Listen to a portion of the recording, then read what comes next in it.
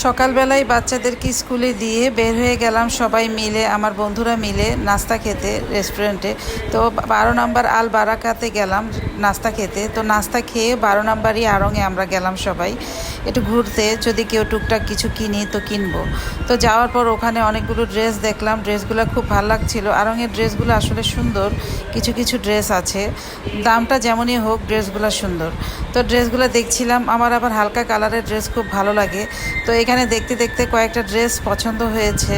তো এখন তো প্রিপারেশন নিয়ে আসিনি, হঠাৎ করে এসেছি, তো বিকালবেলা হয়তো কিনতে যাব।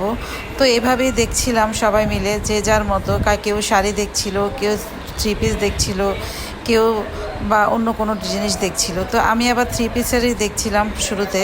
তো থ্রি পিসগুলো দেখতে দেখতে আস্তে আস্তে শোপিসের দিকে গেলাম। শোপিসগুলোও অনেক সুন্দর ছিল।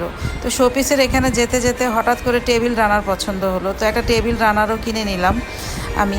তো টেবিল রানারটা কিনে তারপর আমরা আবার একটু শাড়ি দেখলাম, থ্রি পিস দেখলাম, টু পিস দেখলাম।